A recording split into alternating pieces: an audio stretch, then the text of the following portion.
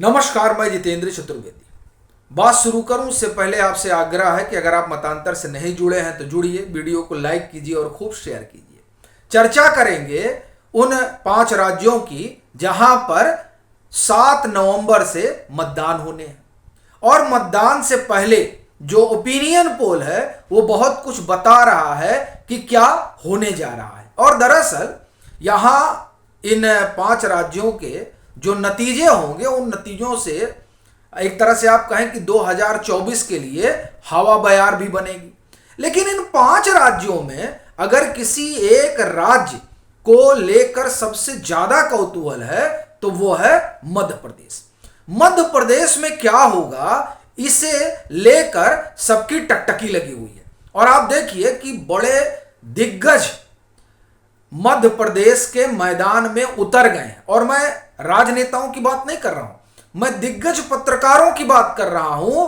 वो ये जानना समझना चाहते हैं कि दरअसल मध्य प्रदेश में होने क्या जा रहा है। वो इसलिए क्योंकि एक लंबे समय से आप वहां देखें कि भाजपा की सरकार है और मध्य प्रदेश जो है वो गढ़ है संघ और भाजपा का। अगर यहां 19-20 होता है तो ये भाजपा के लिए ठीक संदेश नहीं होगा। और फिर यह भी कि क्या कांग्रेस के लिए कोई स्पेस यहां बचा है, क्योंकि अगर कांग्रेस के लिए स्पेस बचा है तो 2024 में कुछ हो सकता है कांग्रेस का। इस लिहाज से आप देखिए कि मध्य प्रदेश को टटोला जा रहा है और इसलिए जो ओपिनियन पोल आ रहे हैं उन पर बड़ी पैनी निगाह भी है। मगर ये इंडिया टीवी और सीएनएक्स के ओपिनियन पोल ने तो सनसनी फैला दी है। वो क्या है उस पर हम लोग बात करेंगे। सियोटर ने भी क्या बता रखा है मध्य प्रदेश को लेकर, उस पर भी आएंगे। और बात हम लोग करेंगे तेलंगाना की भी। देखिए, मध्य प्रदेश के बाद अगर कोई सबसे ज्यादा कौतूहल पैदा कर रहा है तो वो तेलंगाना ही है। और वो इसलिए क्योंकि भारत जोड़ो यात्रा का गढ़ दक्षिण भारत रहा। फिर तेलंगाना में आप देखिए कि 10 रोज तक राहुल गांधी रुके भी थे, मतलब वहां उन्होंने अपनी यात्रा की।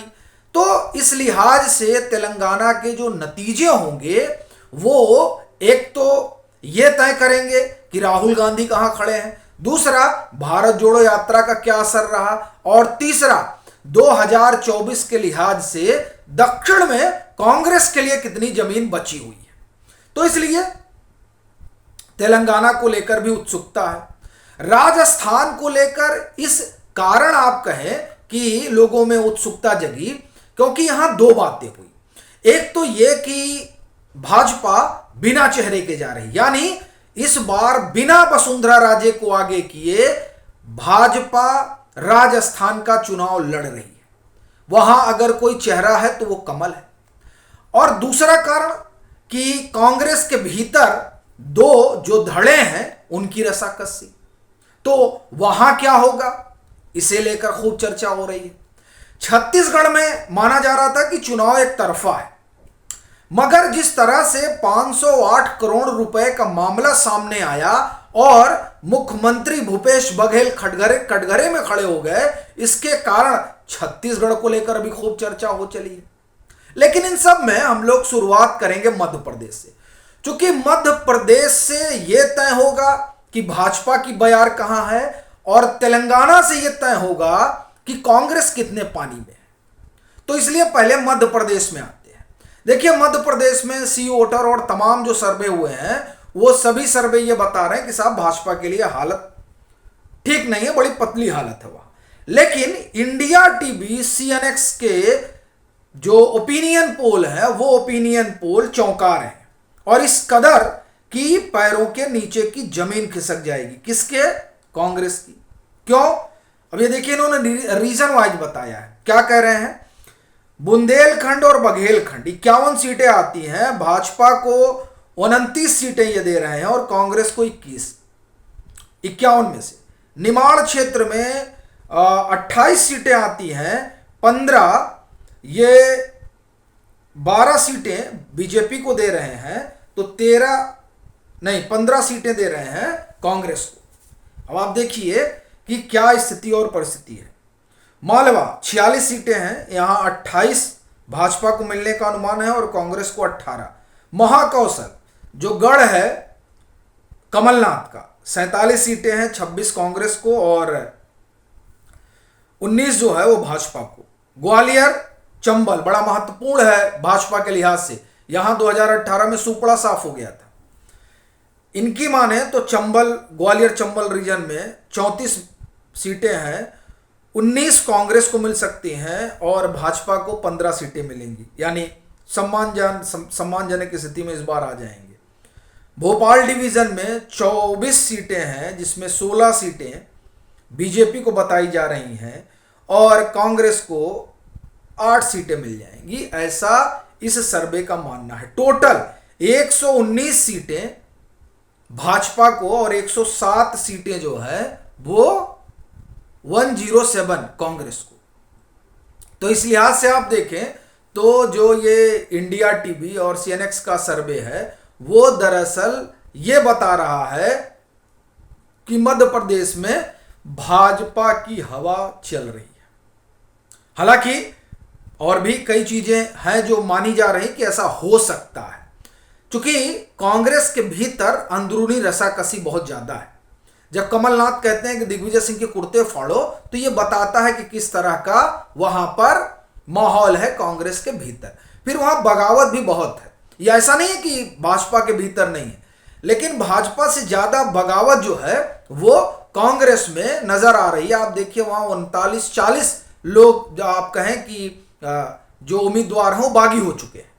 तो ऐसी उम्मीदवार नहीं बनाया गया और कई कारण है जिसकी वजह से उन्होंने अपना जो रुख है वो बगावत वाला अख्तियार कर लिया है। तो इसलिए वहां कांग्रेस की समस्या भी बहुत जटिल है। लेकिन अब ये तो जब नतीजे आएंगे दिसंबर में तभी पता चलेगा, पर अभी ये जो इंडिया टीवी का ओपिनियन पोल है वो तो ये बता रहा है कि वहां भाजपा के लिए उतनी खराब स्थिति नहीं है जितना और ओपिनियन पोल में बताया जा रहा है। एक बात अगर राजस्थान की करें तो राजस्थान में कांग्रेस का सुपड़ा साफ बताया जा रहा है और वहां पर तो सभी सर्वे बता रहे हैं कि भाजपा की सरकार आ रही है और ये 66 से 77 सीटों पर अटके रह जाएंगे कांग्रेस के लोग। हालांकि आप ये बड़ी रोचक बात है कि आप देखिए कि जब भाजपा सत्ता में आती है तो 120, 130, 150 इस तरह की सीटें पाती है और जब कांग्रेस सत्ता में आती है तो 100, 70, 98।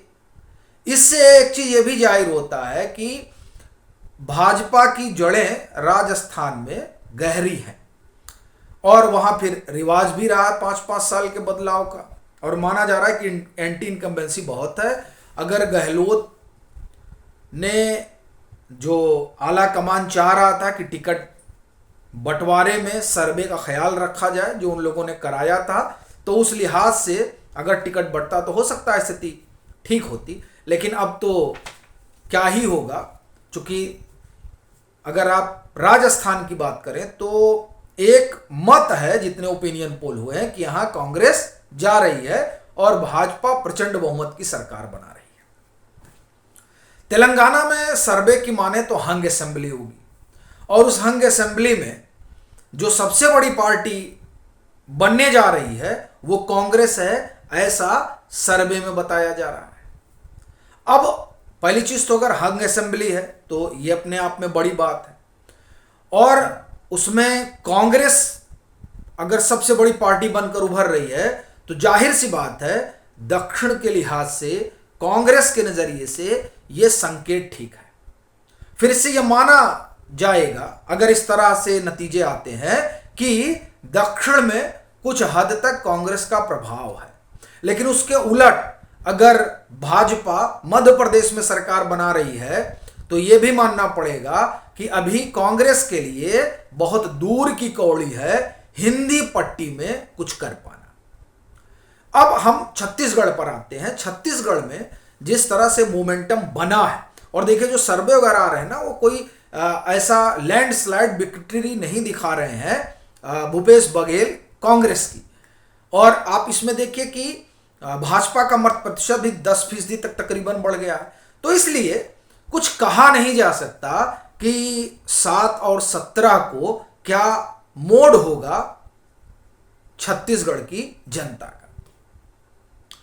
तो अब ये देखने वाली बात रहेगी कि जो नतीजे आएंगे उन नतीजों से किस तरह की हवा बनने वाली है। लेकिन जो ओपिनियन पोल है वो मैं एक बार जरूर कहूंगा कि कांग्रेस के लिए किसी सदमे से कम नहीं है।